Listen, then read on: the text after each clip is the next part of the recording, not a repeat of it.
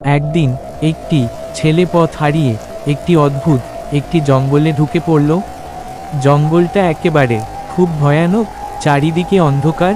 ছেলেটা একটু একটু করে সামনে দিকে এগোতে থাকলো। খুব ভয় লাগছে।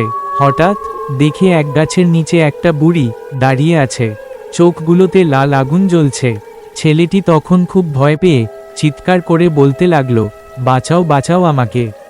তখন বুড়ি খুব ভয়ানক গলায় বলে, এইদিকে আয়, আমার কাছে আয়। কি, আমাকে দেখে খুব ভয় লাগছে? আর তুই ভয় করিস না, আমার কাছে আয়। ছেলেটি খুব ভয়ে আর একটু সাহসী করে বুড়ি ভূতের কাছে যায়। বুড়ি তখন বলে, আমাকে দেখে আর ভয় করে লাভ নেই তোর। এই জঙ্গলে যেই আসে সেই আমার মতো ভূত হয়ে আয়। তুইও এখন আমার মতো ভূত। ছেলেটি তখন খুব ভয় পেয়ে আর কাঁদতে কাঁদতে বলে, না, এটা কখনো হতে পারে না, আমি মানুষ ছিলাম, আমি মানুষ থাকতে চাই, এই বলে সে অজ্ঞান হয়ে যায়।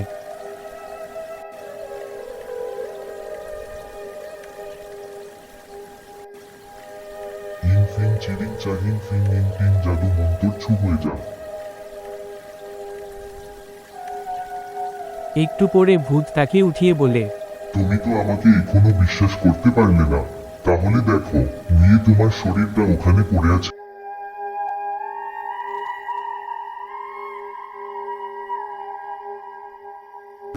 এবার বিশ্বাস হলো তো আমাকে?